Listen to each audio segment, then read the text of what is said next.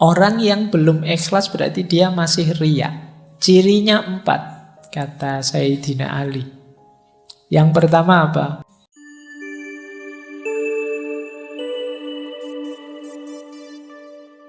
Assalamualaikum warahmatullahi wabarakatuh.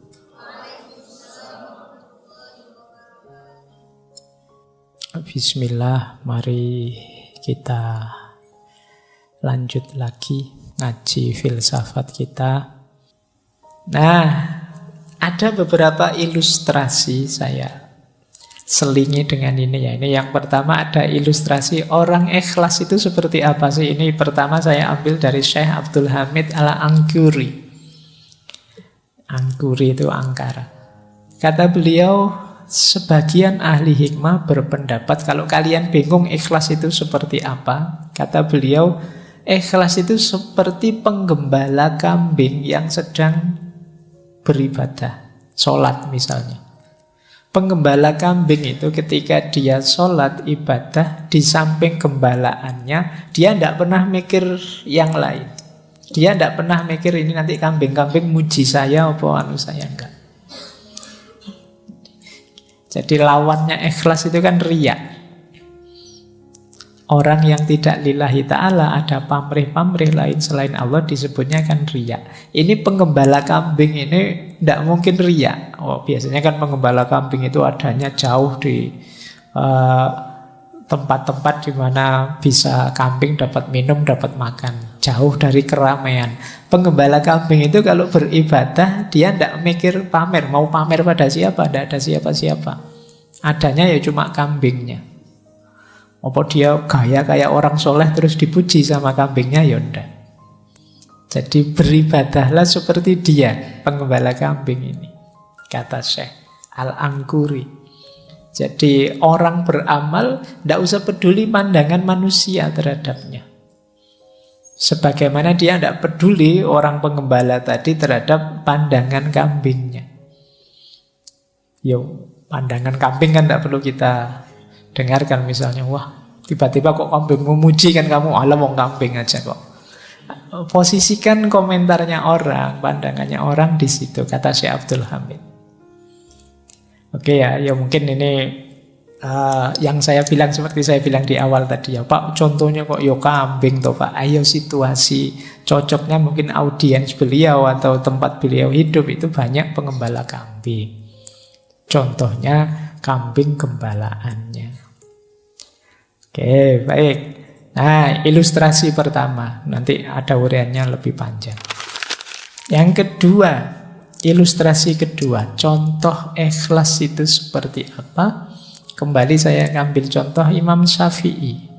Ini bisa dicek di Khilyatul Aulia yang minggu lalu juga kita singgung waktu membahas karomah. Imam Syafi'i ini satu ketika waktu beliau sakit, sahabat beliau Rabi' bin Sulaiman mengunjungi. Kemudian Imam Syafi'i tanya pada dia, gimana kabar sahabat-sahabat kita. Terus berpesan pada Rabi' bin Sulaiman, wahai anakku, sesungguhnya aku ingin bahwasanya manusia mempelajari kitab-kitabku tetapi tidak dinisbatkan kepadaku sedikit pun. Silahkan ambil manfaat dari kitab-kitabku, maksudnya begitu, tapi tidak usah diingat-ingat bahwa itu aku yang nulis. Jadi beliau tidak ingin dapat pujian. Nanti sahabatnya yang lain juga, aku ingin bahwasannya, kata Imam Syafi'i ya, kata pada Harmalah, aku ingin bahwasannya setiap ilmu yang kuajarkan kepada manusia, aku diberi pahala oleh Allah tentu saja, dan mereka tidak perlu memujiku. Jadi aku tidak ingin pujian, aku tidak ingin juga dikenal sebagai orang pintar yang nulis kitab ini, yang tidak butuh itu beliau. Jadi memang inginnya ya kemaslahatan umat, menyedekahkan ilmunya, sisanya hanya untuk Allah saja. Bandingkan dengan kalian hari ini, baru ngerti sesuatu sak paragraf saja itu pun postingannya orang, kamu cuma nge-share saja, kamu merasa kayak yang bikin autornya. Padahal kamu nyuplek pandangannya orang, bawahnya kamu tulis besar-besar namamu sendiri. Biar dikenal bahwa aku ini arif, bijak, bijaksana, dan seterusnya. Nah, itu menunjukkan kamu tidak ikhlas. Kamu ingin dikenang sebagai orang hebat, orang pinter, orang, bandingkan dengan Imam Syafi'i ini. Imam Syafi'i yang karyanya disebut-sebut sampai hari ini, manfaat ilmunya dipakai oleh banyak orang sampai hari ini.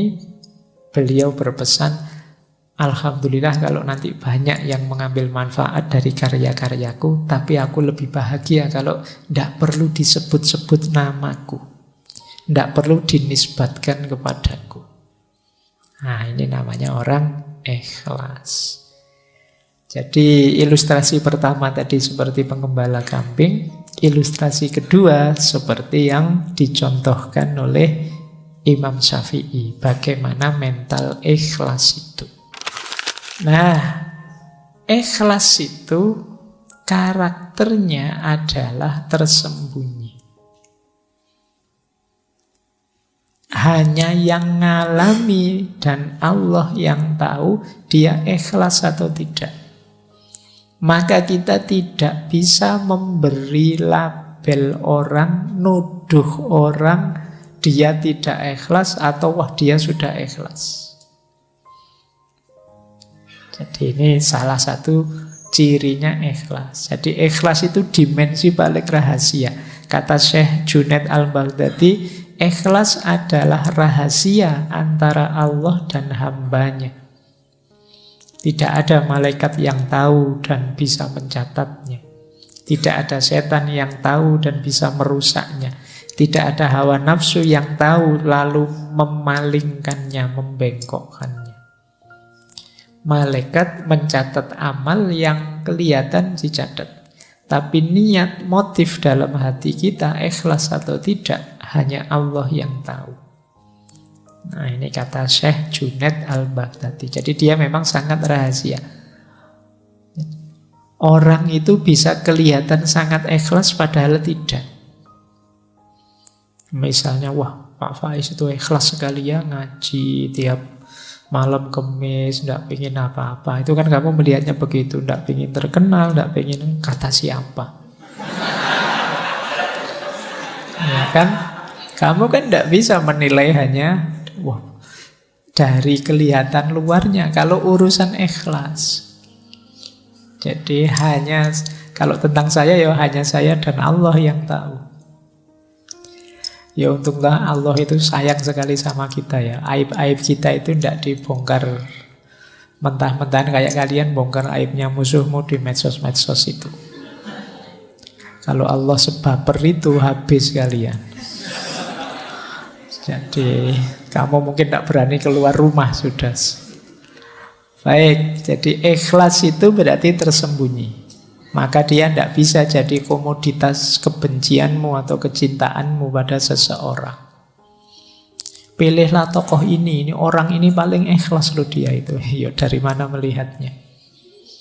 Karena ikhlas atau tidak, hanya Allah dan yang bersangkutan yang tahu.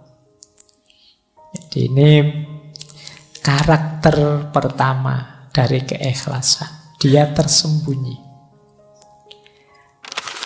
Kedua, nah ikhlas itu kalau ini saya ambil dari Syekh Imam Haris Al-Muhasibi. Diingat-ingat ikhlas itu tidak untuk yang mubah, yang makruh atau yang haram. Pak saya itu bohong tapi saya ikhlas kok Pak. Nggak iso. Haram ya ndak ono hubungannya sama ikhlas. Saya tahu yang saya lakukan ini tidak boleh Pak, tapi saya dengan tulus melakukannya. Ikhlas Pak, enggak. Jadi kata Imam Haris Al-Muhasibi, perbuatan mubah yang tidak diniati mendekatkan diri pada Allah, ini maksudnya misalnya minum, makan, itu kan mubah. Tidak ada hubung Pak, saya makannya ikhlas sekali loh Pak. Kecuali kamu ada niat yang kamu hubungkan dengan Allah. Pak, saya makan ini Pak, biar kuat ibadah Pak. Nah, maka nawaitu saya makan biar kuat ibadah lillahi ta'ala. Kalau ini bisa. Tapi kalau tidak kamu niati untuk mendekatkan diri pada Allah, ya tidak ada hubungannya dengan ikhlas tidak ikhlas. Perbuatan makruh dan haram tidak mungkin dilakukan dengan ikhlas. Misalnya kata Syekh Haris, membangun rumah untuk kenyamanan diri, memandang sesuatu yang haram dengan dalih ciptaannya Allah. Yang kadang-kadang yang kamu lihat-lihat di HP tadi kan loh, yang tak contohkan tadi. Wah, ini kan ciptaannya Allah Pak, indah sekali Pak, luar biasa. Saya melihatnya mengagumi kebesaran Allah Bapak. Itu enggak. Kata Imam Haris, enggak. Dimarahi kalian kalau pakai argumen itu oleh Imam Haris Al-Muhasibi. Jangan sebut-sebut ikhlas dalam perbuatan itu. Karena sedikit pun tidak mendekatkan dirimu kepada Allah. Jadi ini catatan. Jadi yang tadi ikhlas itu pasti tersembunyi, kemudian ikhlas itu tidak dalam yang mubah, yang memang dalam status kemubahannya, yang makruh dan juga yang haram. Jadi tidak boleh perbuatan haram kamu cari argumen dengan sudut pandang yang berbeda biar dia jadi halal atau ikhlas lillahi ta'ala. Pak, saya nyogok ini biar orang jahat-jahat yang mau nyogok itu tidak jadi masuk, biar saya saja yang masuk, saya kan orang baik misalnya. Nah ini tidak haram, itu ya tidak bisa kita ambil perspektif apapun karena zat perbuatannya sudah haram. Kalau yang mubah tadi bisa. Mubah itu diniati untuk kebaikan lillahi ta'ala masih bisa. Tapi kalau yang haram tidak bisa. Baik, jadi ini karakter kedua. Jadi ikhlas itu tidak untuk yang makruh, yang haram dan mubah, yang tidak diniati untuk mendekatkan diri pada Allah. Baik, sekarang kita lihat keutamaannya ikhlas. Ini saya ambil ada kalimat menarik dari Imam Syafi'i. Kata beliau, halakan nasu kulluhum illal ulama. Wa halakal ulama'u kulluhum illal amili. Wa halakal amiluna kulluhum illal mukhlisin. Wal mukhlisun ala khadrin azim. Jadi kata Imam Syafi'i, semua manusia itu akan hancur kecuali dia berilmu. Jadi kalau kita hidup tanpa ilmu, hidup kita akan hancur. Tapi orang-orang berilmu juga tetap akan hancur kecuali mereka amilun, menjalankan ilmunya. Kan banyak orang pinter yang ilmunya tidak jalan. Kalian mungkin kalau dibandingkan antara referensi kebaikan di kepalamu dengan kebaikan yang benar-benar kamu jalankan, itu mungkin bisa 80-20, bisa 90-10%, jangan-jangan 99-1%. Jadi sangat sedikit yang kita wujudkan dalam amal. Maka manusia itu hancur tanpa ilmu, tapi ilmu tidak ada gunanya tanpa amal. Wahalakal amiluna kulluhum illal mukhlisin. Dan orang yang beramal pun pada akhirnya juga akan hancur kecuali orang-orang yang ikhlas. Berarti orang yang orientasi amalnya itu Allah saja. Kalau kita mengamalkan ilmu dengan target macam-macam yang selain ilmu, Pak, saya ingin kaya, saya ingin sukses, saya ingin jadi pejabat, saya ingin apa saja, di luar Allah, pada akhirnya juga mungkin kita kecewa, mungkin kita gagal, mungkin kita kehabisan banyak daya, energi, mungkin umur kita habis sia-sia dan lain sebagainya. Itu halakal amilun. Beda kalau kita targetnya Allah saja. Maka halakal amilun kulluhum illal mukhlisin. Kecuali orang-orang yang ikhlas. Wal mukhlisun, berarti kalau sudah ikhlas aman toh Pak? Aman. Tapi wal mukhlisun ala khotrin azim. Orang-orang ikhlas itu ya ujiannya banyak, tantangannya banyak. Dia harus hati-hati. Nanti kita lihat ada banyak sekali tantangan-tantangan orang ikhlas. Ini kalimatnya Imam Syafi'i ini sering saya sampaikan dengan logik yang saya gambar itu, bahwa manusia itu berharga karena ada rohnya, nyawanya. Tapi nyawa manusia yang hidup ini berharga ketika ada ilmunya. Ilmu ini berharga ketika ada amalnya. Dan amal ini berharga ketika ada ikhlasnya. Jadi ini hakikat diri kita kalau semakin ke dalam. Jasad kita itu bernilai ketika ada ruhnya, ada nyawanya. Karena kalau tidak ada nyawanya, ini jasad ini kan cuma barang saja, benda saja. Nyawanya hilang, ya kita jadi jenazah. Sekian jam baunya sudah tidak enak. Tidak ada gunanya, tidak ada nilainya. Maka dia berharga ketika ada nyawanya. Nah, cuma manusia hidup bernyawa ini bernilai, berharga ketika ada ilmunya. Yang membedakan kita dengan semua makhluknya Allah yang lain itu ilmunya. Tapi ilmu ini juga berharga, bernilai ketika ada amalnya. Buat apa? Ilmu yang teoritis saja, dihafalkan saja, numpuk sebanyak itu di perpustakaan, gunanya apa? Tidak ada harganya kalau tidak ada amalnya. Bayangkan Indonesia ini memproduksi berapa banyak konsep, berapa banyak teori. Dari kalian saja yang mahasiswa, coba dihitung. Di kampus saya UIN itu setahun 4 kali wisuda. Setiap kali wisuda 500-an orang. Berarti 2000 satu tahun.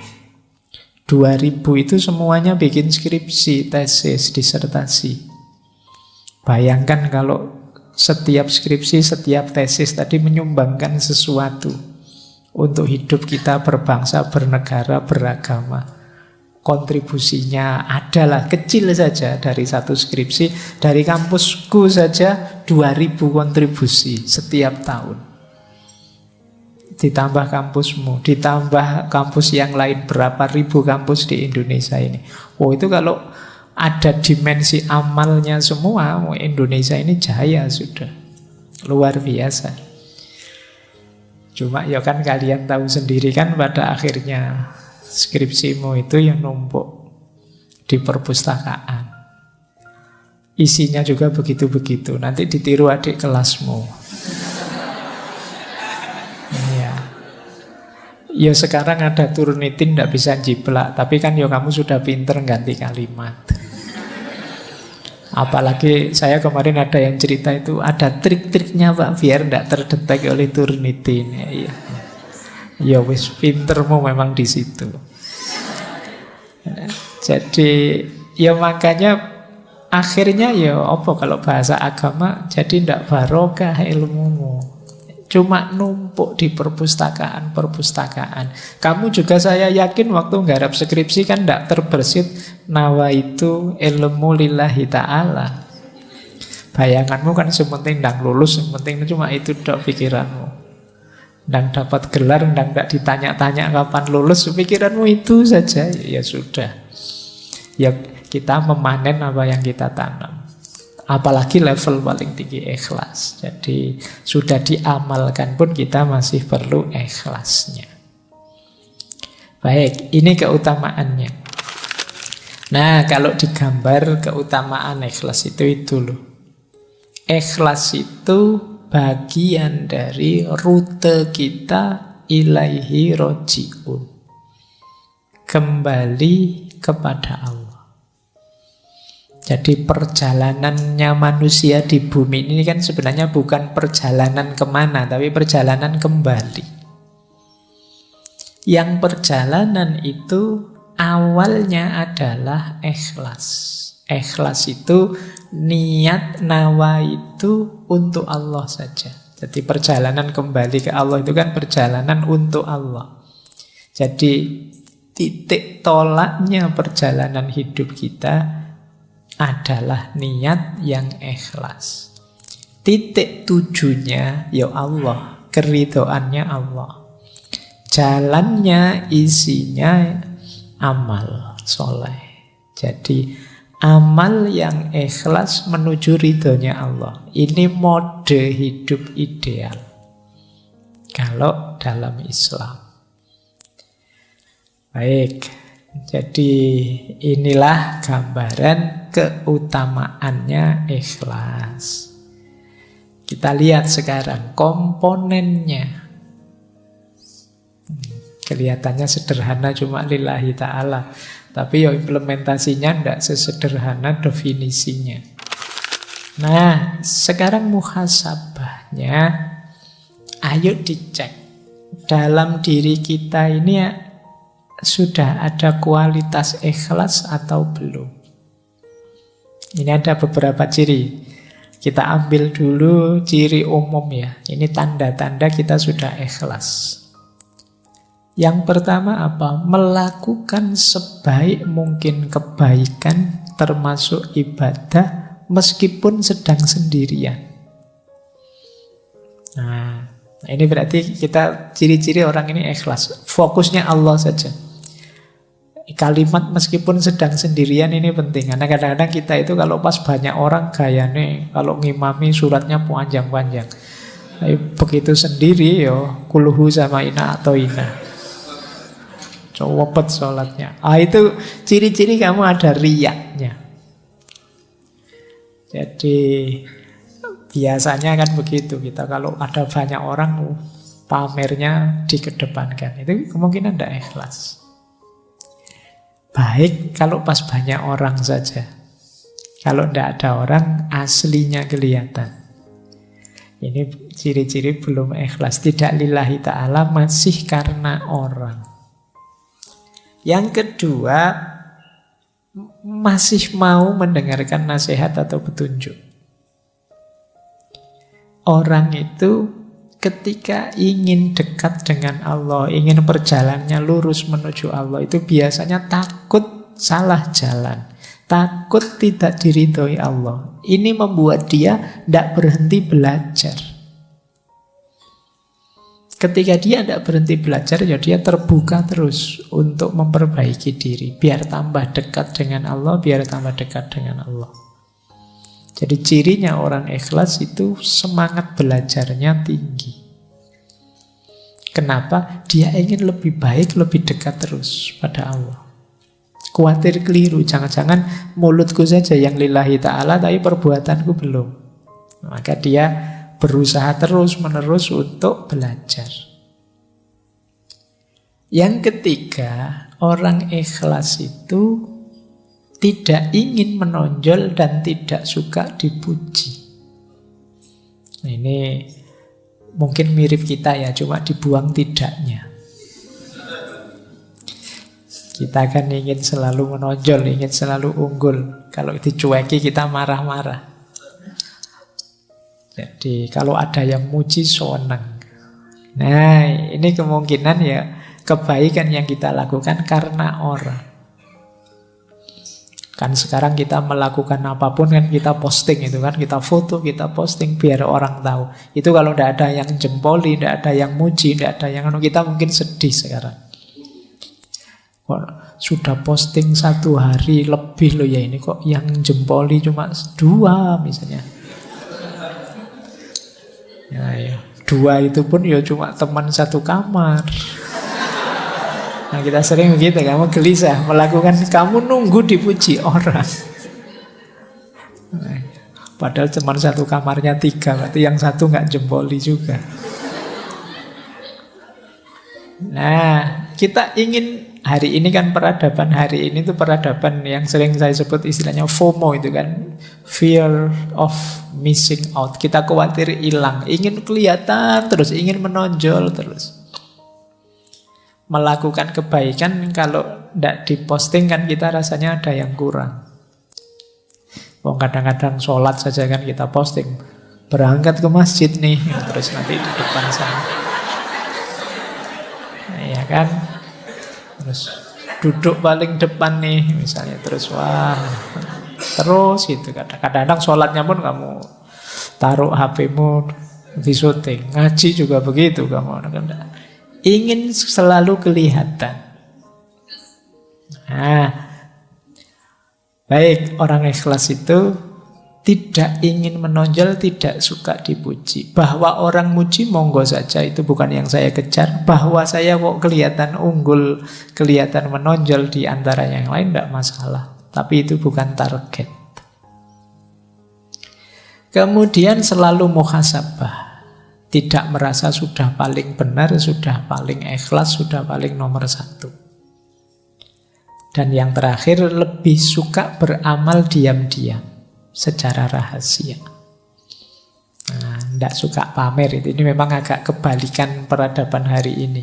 Peradaban hari ini itu orang selalu ingin kelihatan. Mungkin juga mental kita itu, kalau kita kan sering kalau ada apa-apa, tidak ada fotonya hoax, tidak ada videonya hoax. Jadi akhirnya bawah sadar kita itu melakukan apapun ada fotonya, ada videonya. Jadi mungkin peradaban hari ini itu bisa kita sebut peradaban riya.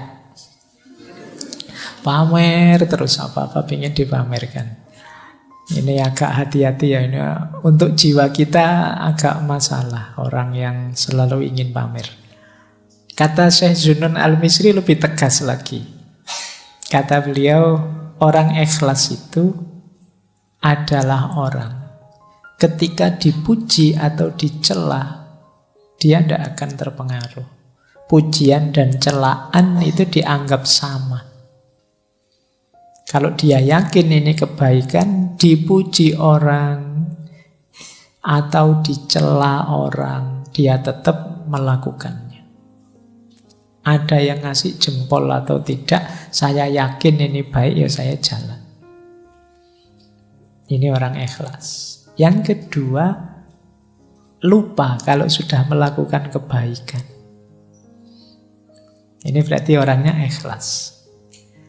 Misalnya sudah memberi utang teman bulan yang lalu, wah itu mungkin 10 tahun lagi masih diingat. Wah kamu dulu zaman kuliah kalau bukan.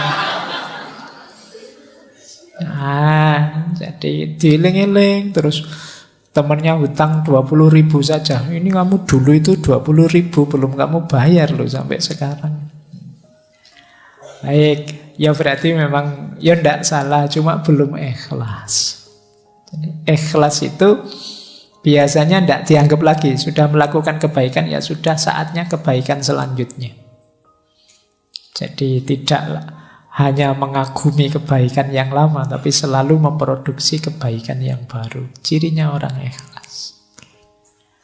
Terus yang ketiga, lupa hak-hak dari amal solehnya. Jadi tidak mikir reward. Wah, sampean melakukan ini itu harusnya dapat pahala sekian loh harusnya. Ya tidak apa-apa lah, monggo terserah Allah saja urusan besarnya balasan pahala. Tidak berpikir ke sana sudah. Menurut saya ini baik, ya sudah. Oh sampean rajin ke masjid loh. Wah berarti setiap sholat pahalanya 27 derajat. Ya alhamdulillah monggo, tapi fokusnya tidak ke situ. Jamaah itu baik, dianjurkan, ya saya ikut jamaah ke masjid. Pahalanya dilipat gandakan berapapun, atau jangan-jangan sekarang sudah tidak 27 lagi karena kursnya mungkin berubah. Itu serahkan saja pada Allah kalau tentang itu. Jangan-jangan kamu protes, zaman dulu 27 sekarang masih 27 juga ya harusnya. Semoga lah, pokoknya kamu jamaah saja lah sudah. Tidak usah terlalu dipikir hak balasan dan lain sebagainya. Nah ini ciri-ciri ikhlas kalau menurut Syekh Zunun Al-Misri. Oke, saya lanjutkan. Nah ini ada pendukung dan penghalang. Saya agak cepat ya waktunya. Ini real time sekarang, kalau di rekamannya mungkin belum nyampe 1,5 jam karena kita mulainya agak telat. Nah, pendukungnya ikhlas itu tentu saja ilmu, ini pasti. Tidak mungkin ikhlas bisa sempurna, utuh, utama tanpa kita paham apa itu ikhlas. Malam ini sedikit-sedikit kita belajar tentang ikhlas, itu paling tidak kan kita sekarang tahu bagaimana cara kita ikhlas. Maka ilmu jadi kunci. Yang kedua sahabat. Ya tentu saja orang-orang sekitar kita mendukung. Kalau sekelilingmu orang-orang toksik semua, yo, kamu tidak akan jauh-jauh dari situ. Cari teman yang enak. Jadi yang mendukung pertumbuhan jiwamu menuju keikhlasan. Yang ketiga, mujahadatun nafas, kemampuan memerangi diri, kemampuan mengendalikan diri. Semakin orang canggih mengendalikan dirinya, menguasai dirinya, semakin mudah nanti mengarahkan pada ideal-ideal hidup, termasuk keikhlasan. Yang keempat, jangan lupa isti'anatullah. Isti'anatullah itu kesadaran untuk minta pertolongan pada Allah.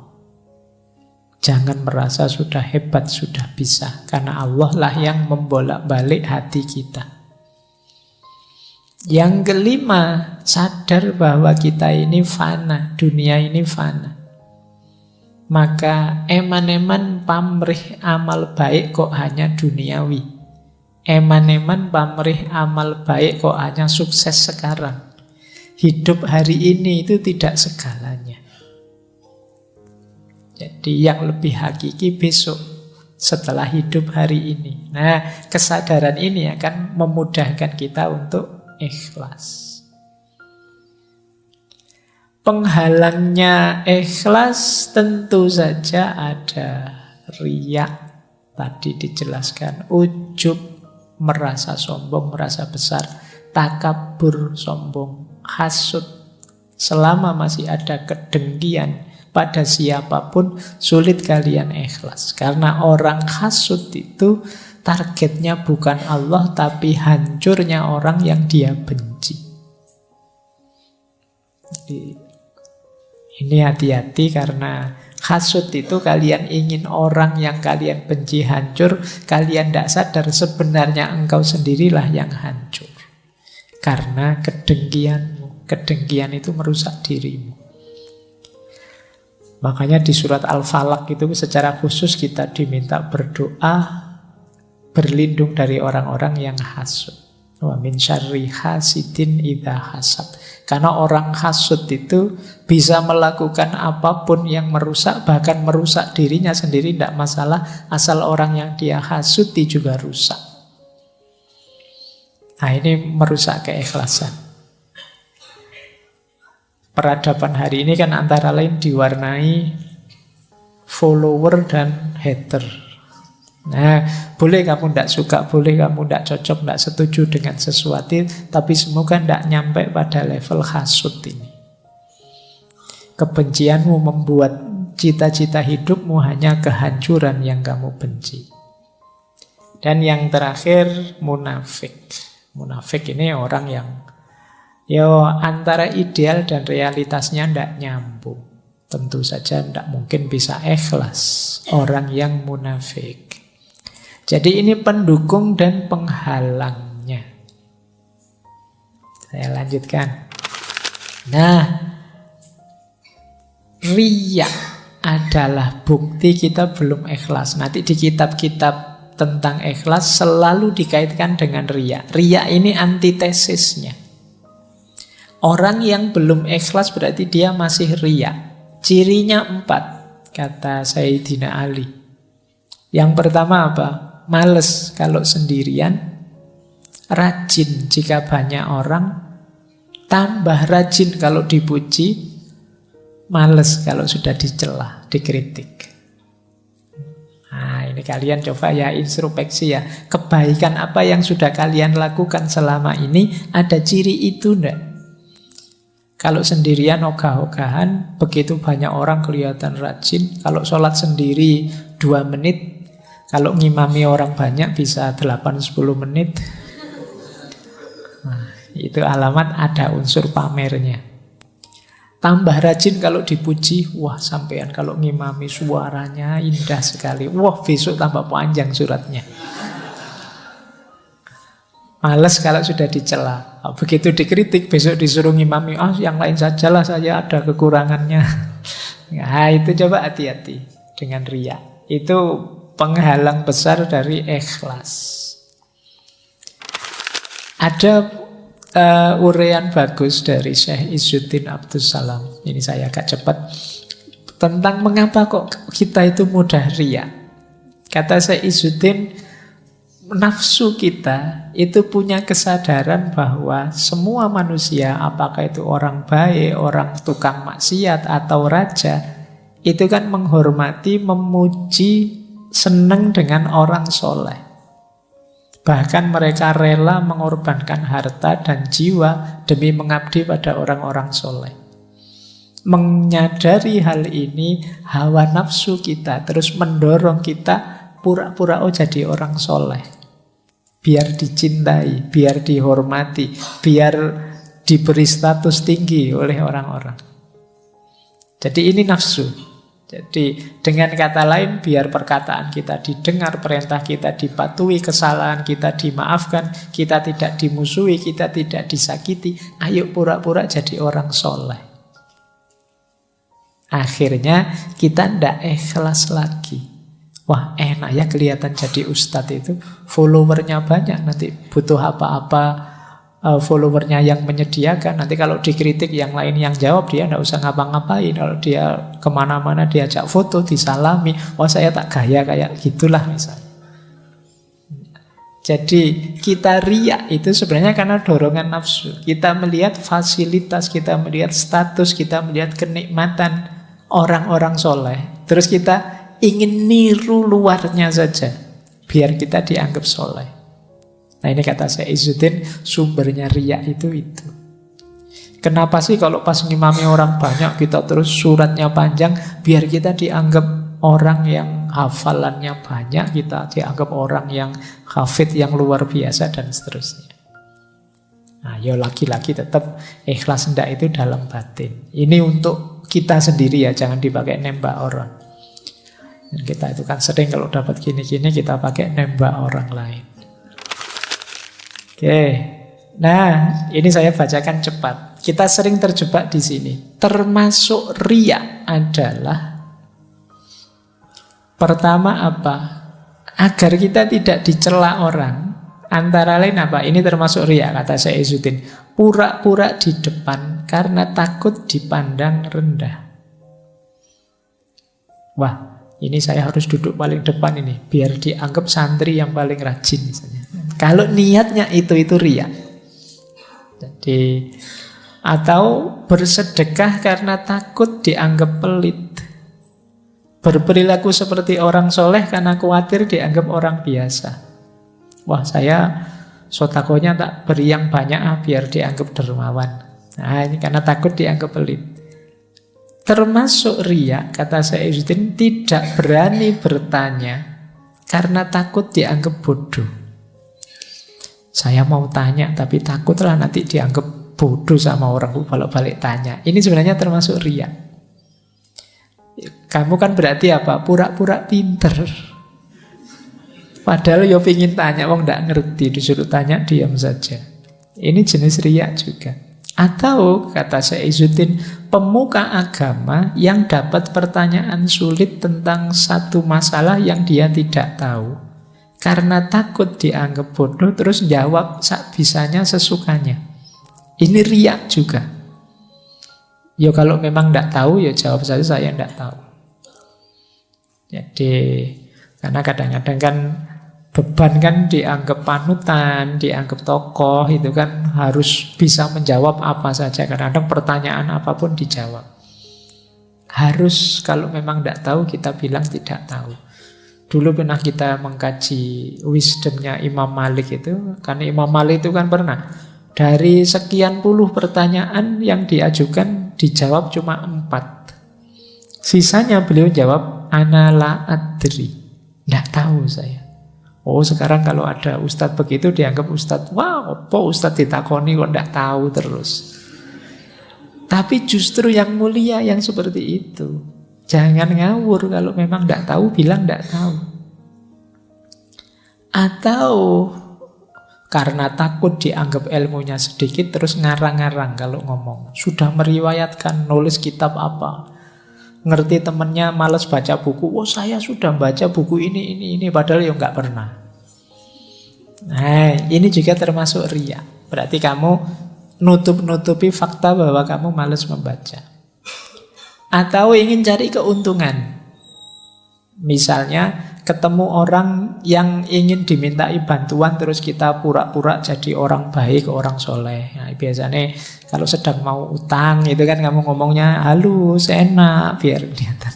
Nah, ini jenis riya. Oh, aslinya kamu tidak ramah, tapi kalau ada perlunya jadi ramah sekali. Ini jenis riya. Atau pura-pura jadi orang baik biar tidak ditinggal teman. Pura-pura soleh biar temannya tidak pergi. Berlagak pandai dan amanah supaya dipercaya. Ini termasuk riya.